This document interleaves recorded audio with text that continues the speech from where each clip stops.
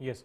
So ఇంకా డీప్లోకి వెళ్తున్నప్పుడు ఈ లడ్డు వివాదం అనేది ఇటీవల మనం చూసాం. లడ్డు వివాదానికి సంబంధించినటువంటిది సార్ చెప్పిందానికి నాకు ఒక 2 వాక్యాలు చెప్తా, తర్వాత లడ్డు వివాదాలకు వెళ్దాం. చెప్పండి.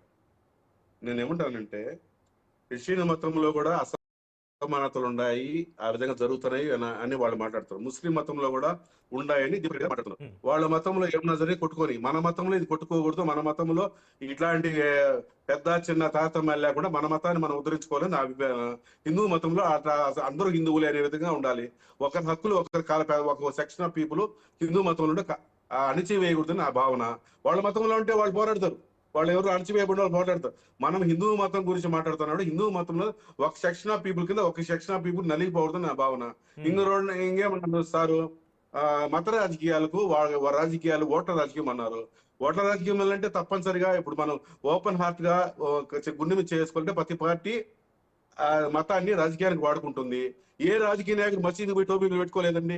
ఏ రాజకీయ నాయకుడు క్రిస్టియన్ దగ్గరికి పోయి బైబిల్ చదవలేదండి. ఇది మనకు ముందు కేవలం బైబిల్ పోయి ఆడ 10వ అధ్యాయంలో 3వ వచనం చదువుతున్నాను, ఇది నా జన్మల అదృష్టం అని మనం ఇప్పుడు పాలించే ముఖ్యమంత్రి గారే అన్నారు. నేను కాబట్టి పెడతాను మీకు వాట్సాప్ లో. కాబట్టి మతాన్ని రాజకీయాలు వాడుకోవడంలో ఏ పార్టీ అయినా తక్కువేం కాదు. నేను చెప్తున్నా, తప్పనిసరిగా వాడుకుంటున్నారు. కాబట్టి ఆ పార్టీ చేసింది నిష్పక్షంగా మాట్లాడదాం, ఈ పార్టీ చేసింది అనేం అవసరం లే, అందరూ వాడుకుంటున్నారు. ఆడికి పోతారు, మసీదులకు పోతారు, టోబీలు పెట్టుకుంటున్నారు, నమాజ్ చేస్తున్నారు. ఎలక్షన్ టైం అప్పుడే ఇస్తారు, విందిస్తున్నారు. తర్వాత మళ్ళీ అక్కడ ఇదైపోయిన ముస్లింస్ అయిపోయిన క్రిస్టియానిటీకి పోతున్నారు, అక్కడ బైబిల్ పెట్టుకొని చదువుతున్నారు, యేసు ప్రభువా మమ్మల్ని కాపాడంటున్నారు. అంటే మన హిందూ మతం సంరక్షించే వాళ్ళు నేను పోకూడదంట. హిందూ మతాన్ని సపరేట్ గా సంరక్షణ సనాతన ధర్మం అని ఉదరగొట్టే ఉపన్యాసాలు చేసేవాళ్ళు అక్కడ పోవద్దు, అక్కడికి పోయి ఓట్లు అడగద్దు.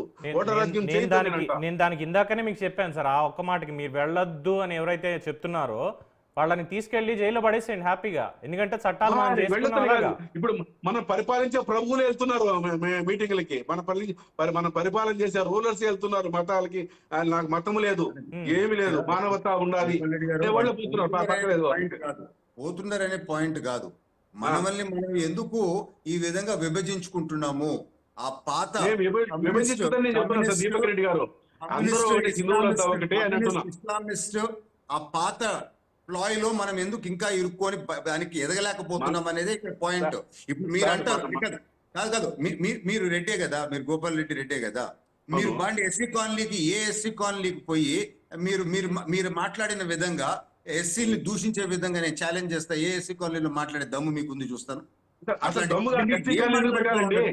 మీరు ఏం మాట్లాడుతున్నారు సార్ ఆలోచించుకోండి. అంత నేను ఛాలెంజ్ చేస్తా ఉండా, మీరు ఏదో వివక్ష ఉంది అని అంటున్నారు. పాండి నేను వస్తా 10 ఎస్సీ కాలనీలకి, వాటి ముందు మీరు మాట్లాడండి. వివక్ష ఇంతకుముందు వివక్ష ఉండిందా లేదా?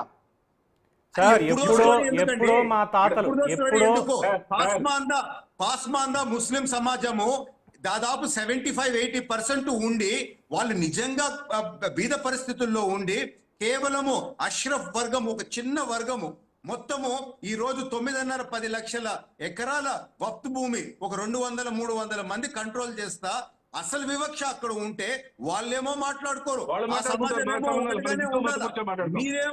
మీరేమో ఈ విధంగా మాట్లాడతారు. ఇప్పటికన్నా మేల్కోండి.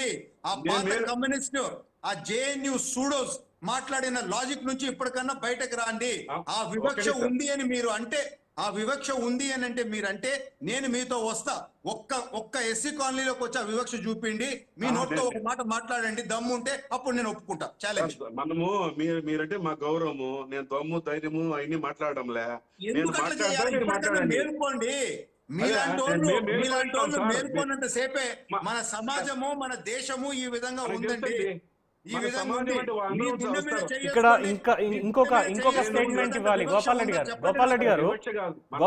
ఇక్కడ ఇంకొక స్టేట్మెంట్